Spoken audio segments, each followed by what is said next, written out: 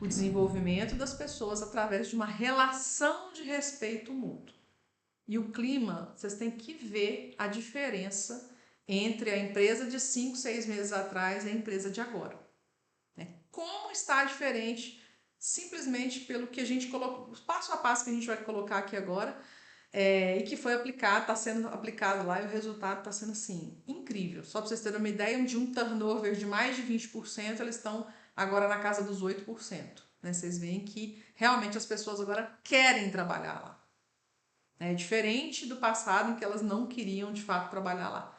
Mesmos equipamentos, mesmo ambiente físico, as mesmas dificuldades em relação ao produto. O que mudou?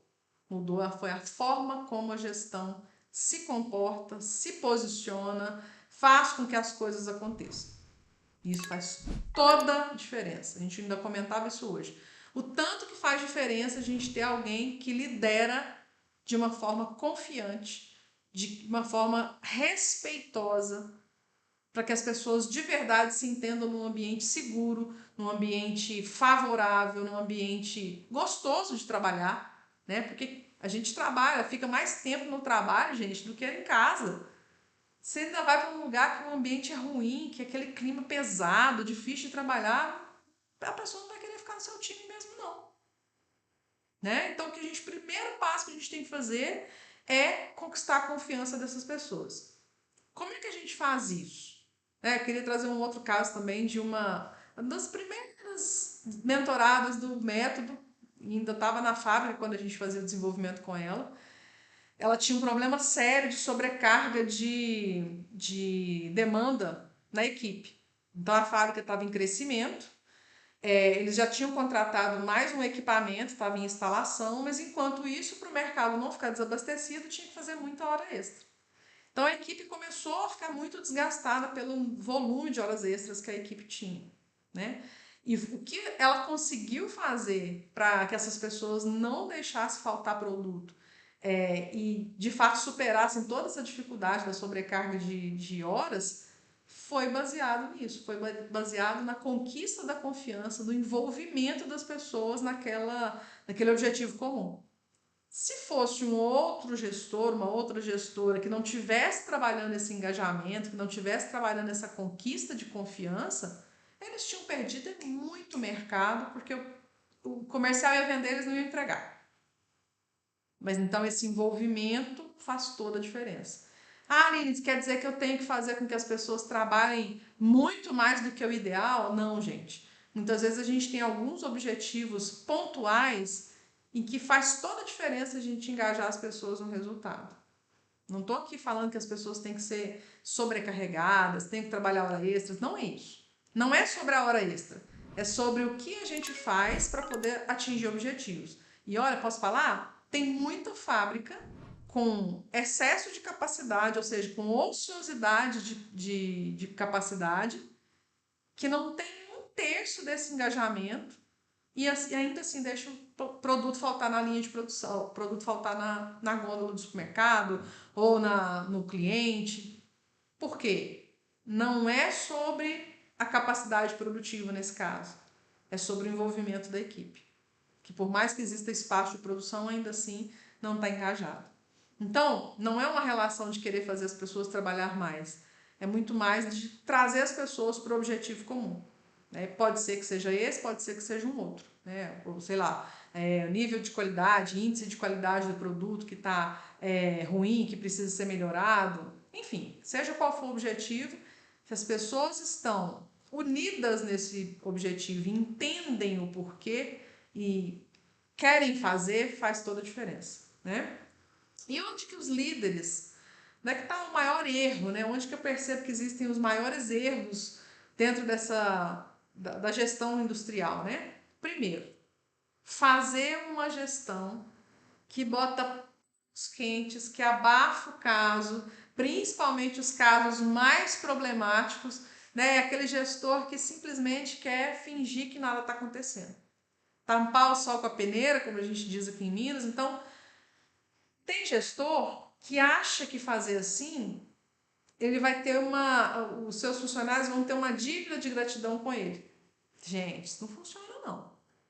Não funciona. Ninguém tem dívida de gratidão com ninguém em fábrica. Primeiro ponto. Então, se você acha que abafar o caso, colocar pano quente nos problemas, nas situações, porque assim o seu funcionário vai gostar mais de você, vai colaborar mais com você, esquece. A gente conversava agora há pouco, mais cedo, com uma das mentoradas, ela falou assim, Aline, os funcionários testam a gente o tempo inteiro. Como assim? Eles querem saber se você vai manter a sua postura. Se você vai se contradizer em algum momento. Então, por exemplo, eu coloco lá uma definição de que, sei lá, o horário de café tem que ser 5 minutos, que é o que a empresa determina, 10 minutos. E que quem descumprir essa regra vai ter consequências X lá. As pessoas vão fazer, e, gente, é natural do ser humano, tá?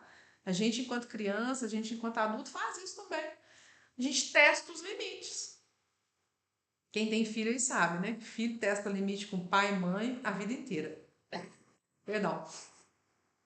Ele quer saber até onde ele pode ir.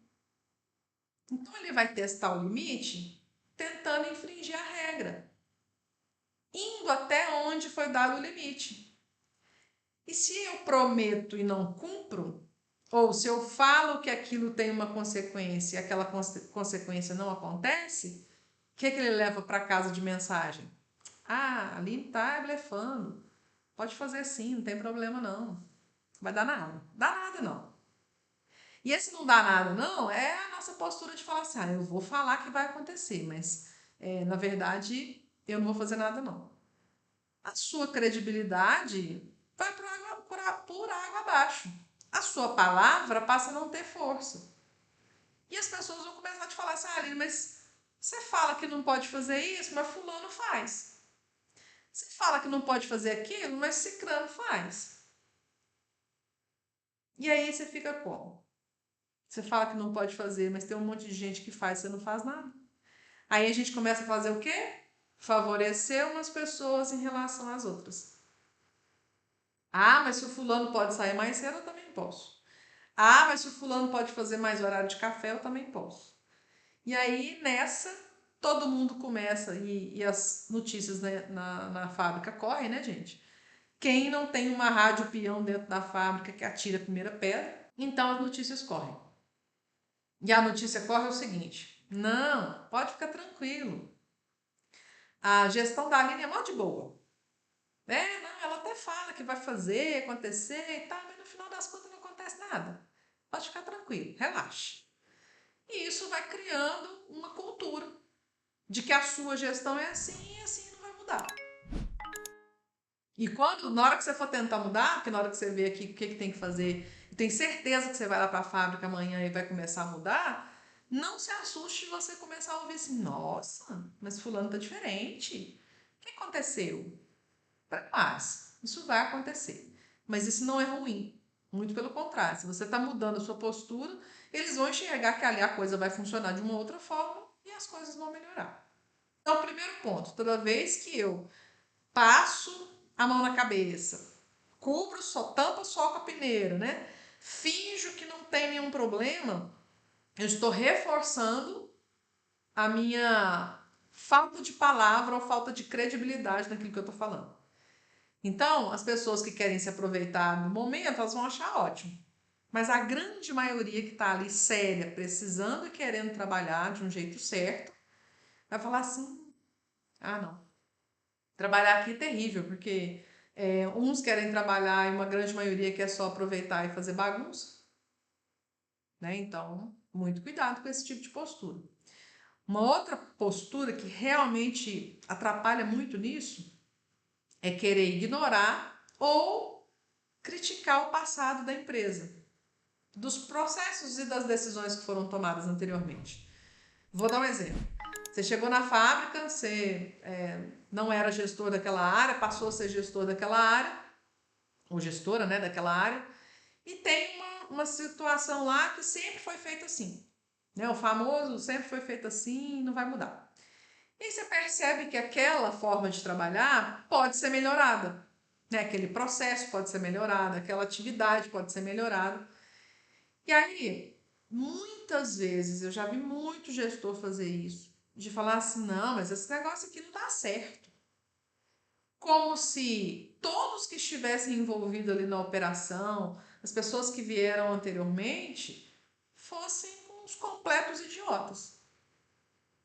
Como se tivesse todo mundo dormindo ali no ponto e falasse assim, pô, mas será que ninguém viu isso aqui acontecer? Gente, isso é de um desrespeito tão grande, porque a gente não estava lá no passado e não sabia as condições que existiam para aquela atividade ser daquele jeito. O errado é a gente achar que o que fez sucesso no passado ou que deu certo no passado é o que vai levar a gente para o futuro.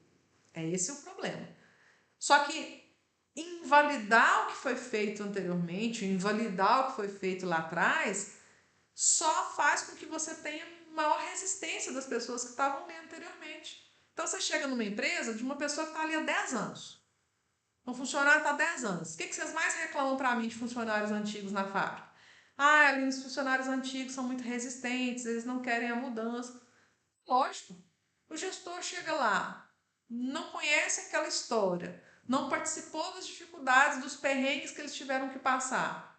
Daí a pouco você chega lá e fala assim: tá tudo errado?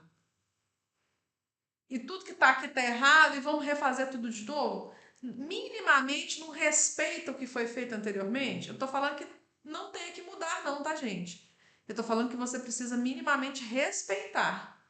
E mostrar que você respeita não é simplesmente falando que, poxa, mas não é possível que ninguém viu que isso aqui estava errado. Lá atrás pode ser que tenha dado certo. Então, muito cuidado com essas críticas do que acontece no passado. Vou dar um exemplo, gente, prático do dia a dia. Se você vai num médico hoje e ele te dá um parecer, ele te dá uma receita, ele te dá uma orientação. Aí você quer saber uma segunda opinião. Aí você vai no outro médico.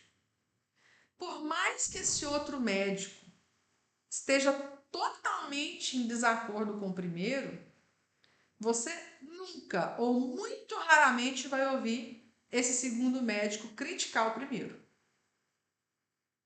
Pode reparar, se você for num médico e falar assim, olha, fulano médico, meu médico falou que era para eu fazer X. Ele nunca vai falar assim, pelo amor de Deus, que médico doido, que médica doida que você foi. Eu nunca ouvi ninguém fazer isso, não. O que ele vai falar? Primeiro que ele vai sair pela tangente, né? Olha, a análise que ele fez lá atrás pode ter sido de uma forma diferente. Eu estou fazendo uma análise diferente. Assim, assim, assim. Então ele não desmerece o anterior, mesmo que ele esteja em completo desacordo. Ele não entra no mérito de criticar o antecessor. Ele só fala assim: olha, no que eu estou vendo agora, a minha avaliação é essa, essa, essa. Então percebe uma diferença? Que eu não preciso criticar o passado para eu poder ser respeitado? Muito pelo contrário.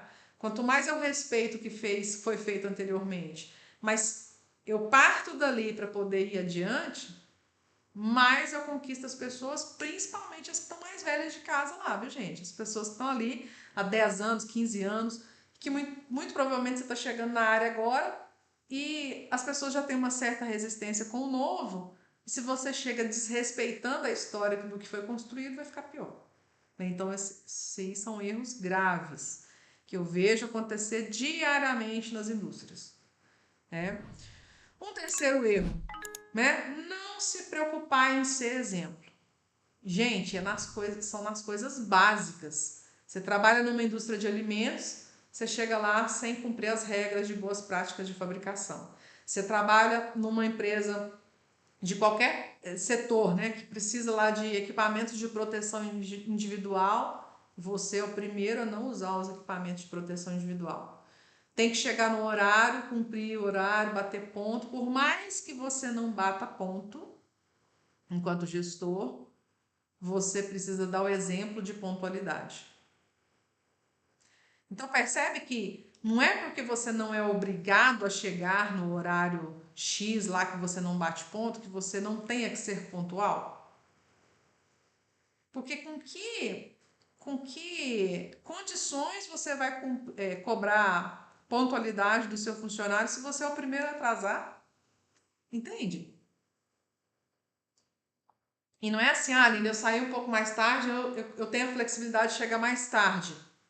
Beleza, mas estou falando assim, olha, numa reunião, você marca uma reunião 2 horas da tarde, você chega sempre atrasado na reunião. Agora, você acha que porque o seu funcionário não está na mesma reunião que você, que ele não percebe isso? Gente, nós, enquanto gestores, vivemos num eterno Big Brother. As pessoas sabem se você pintou o cabelo ou não, meninas, e os meninos que gostam também. Eles sabem a cor da sua unha. Eles sabem se você engordou, se você emagreceu. Gente, eles dão conta de tudo. Pode falar se você na fábrica não sabe que tudo que acontece aí com o gestor. Mas por quê? É o tempo inteiro, eles estão observando o tempo inteiro. Então, o nosso comportamento, ele vai ser modelado. Seja ele bom ou ruim. Por isso que a gente tem que se preocupar tanto em ter um comportamento que seja adequado para aquela função que a gente tem. Inclusive, não só dentro da empresa, né, gente? Porque a gente é vigiado 24 horas por dia mesmo. E aí, qualquer coisa que a gente faça aí que dê a liberdade das pessoas poder comentar, isso pode vir a não ser tão legal assim.